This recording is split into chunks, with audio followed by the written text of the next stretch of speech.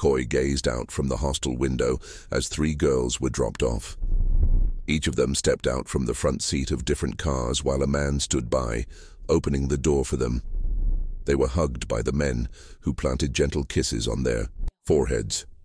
Soon, they found themselves outside the fence of the dormitory. They climbed over, jumped inside, and headed straight to their hostel.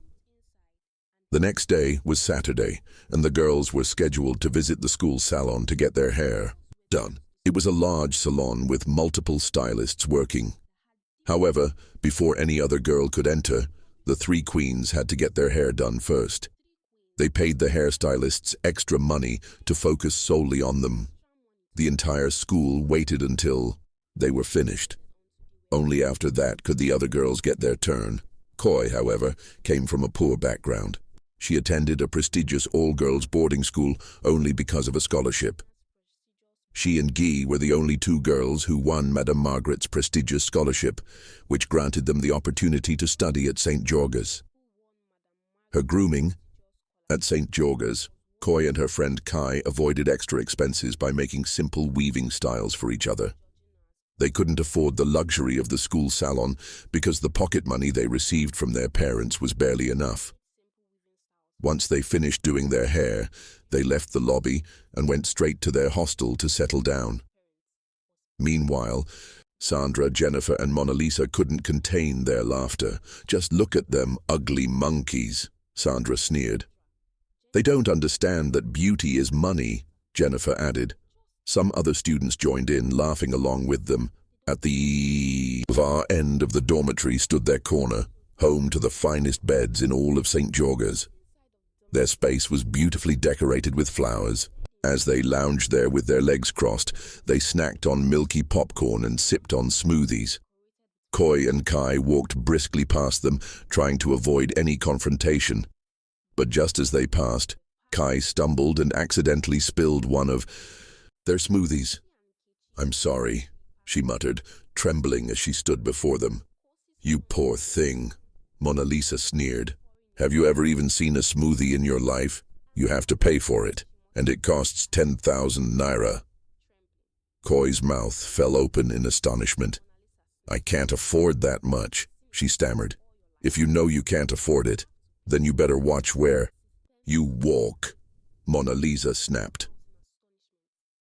After previously apologizing, Key was finally allowed to leave.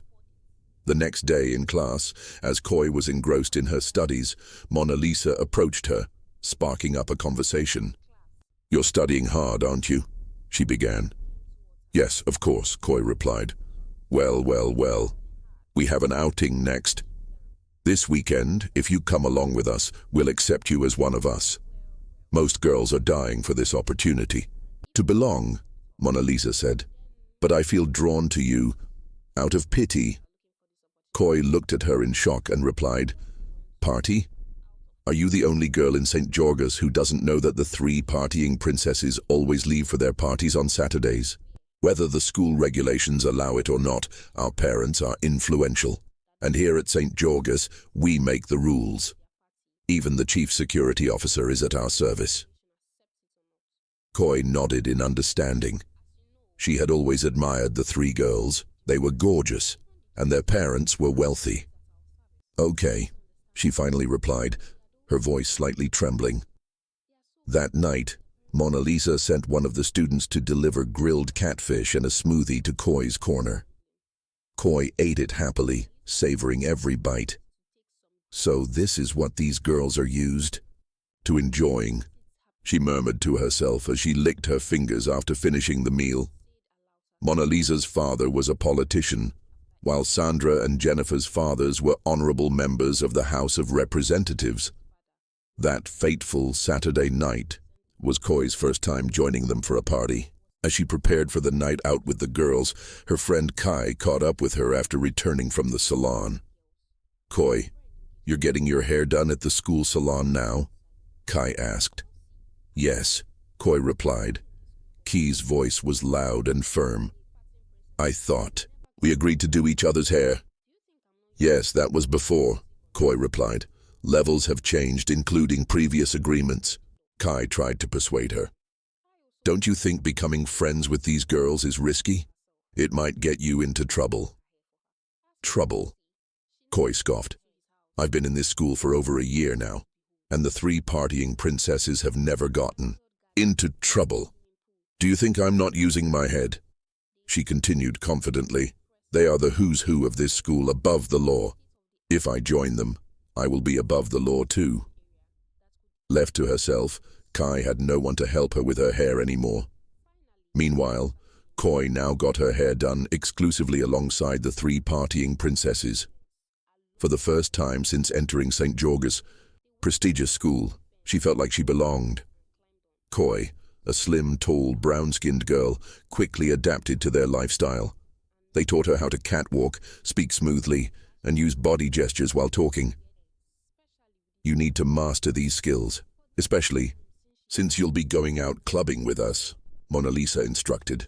The impression you give the men will determine how much money and gifts they'll be willing to part with. Finally, Saturday night arrived. Jennifer, Sandra, and Mona Lisa, along with their new friend Coy, gathered near the school fence. They moved toward the lowest section, climbed over, and within moments they were outside the school walls. Jennifer pulled out her phone and made a call. Within minutes, a flashy car pulled up beside them. A very handsome young man stepped out, greeting Jennifer with a warm hug. "See my baby? Oh, I've missed you so much," he said, kissing her forehead. He then opened the front door for her, while Mona Lisa, Sandra, and Coy slid into the back seat. He drove them straight to his house, a breathtaking mansion. The grand entrance, manicured, gardens and sparkling swimming pool under the moonlight made it a sight to behold.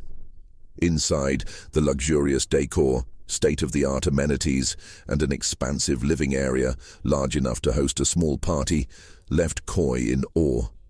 She gasped under her breath, struggling to process the sheer opulence around her.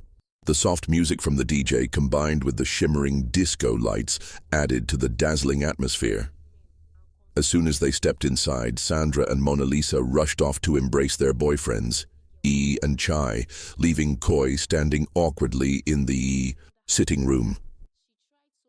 This was exactly what her mother had warned her about when she won the scholarship. Avoid men and focus on your studies.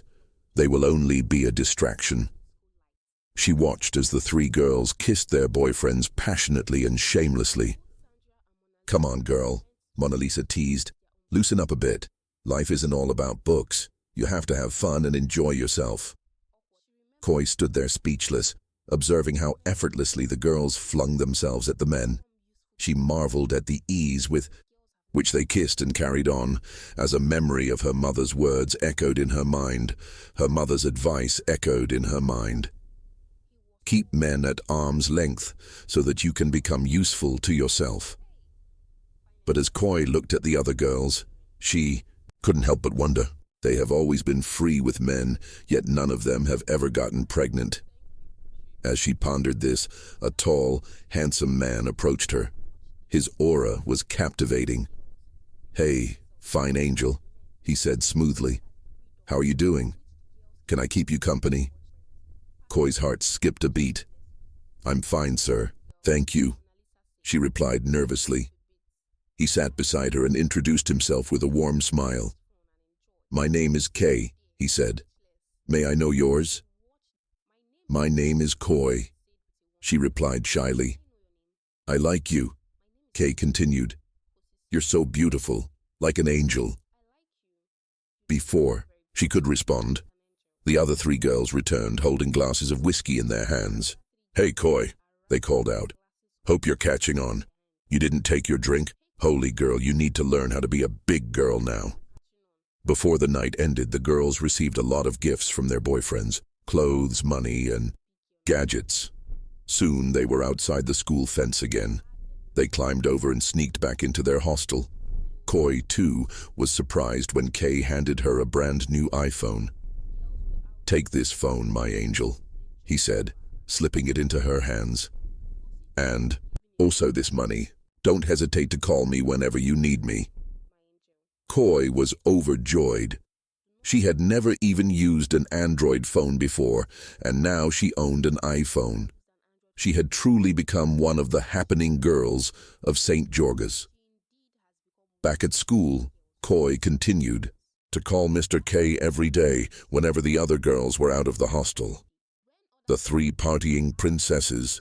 If you liked my video, please like and subscribe to the channel.